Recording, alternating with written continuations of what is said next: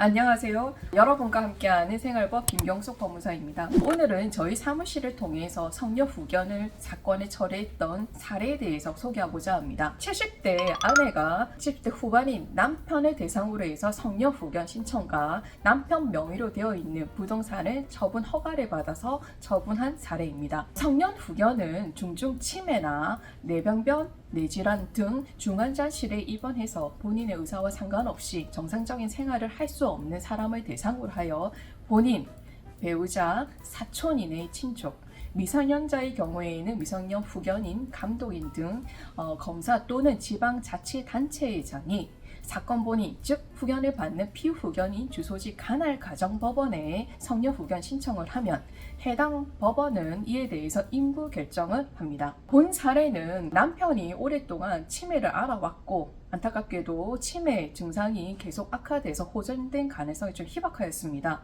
그러나 최근에 또 폭력성까지 가미되는 바람에 주변에 있는 요양병원에서도 입원조차 거절한 상황이었죠.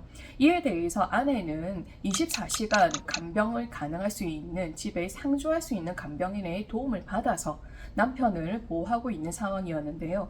이런 시간이 길어지다 보니 한 달에 들어가는 간병비만 해도 300에서 400 이상 발생했고 또 시기에 따라서 병원 치료도 받아왔기 때문에 1년 동안 발생하는 간병비 등 개호비, 병원비를 추산해보니 7, 8천만 원 이상이 발생했습니다. 이에 대해서 비용을 감당할 수가 없었기 때문에 자녀들도 있었기 때문에 충분히 상의를 거쳐서 남편 명의로 되어 있는 부동산을 처분해서 병원비 등 간병비로 사용하기로 합의를 했습니다. 이러한 사연을 들고 저희들 사무실에 방문을 했고 저희들 사무실을 통해서 남편이 이때까지 받아왔던 병원 전문의의 진단서나 소견서, 의무기록 사항지라든지 간호기록지를 첨부하고 영수증을 정리해서 법원에 제출하였고 그리고 선순위 또는 동순위 상속인들의 즉 자녀들의 동의서를 첨부해서 법원에 성녀 후견으로 아내가 선임되는 것에 대해서 신청을 하였습니다. 법원은 크게 무리 없이 성녀 후견으로 선임 결정을 하였고 이런 결정을 가지고 즉시 남편 명의로 되어 있는 부동산에 대한 처분할 수 있는 후견 사무에 대해서 처리할 수 있는 처분 명령까지 신청을 하였습니다.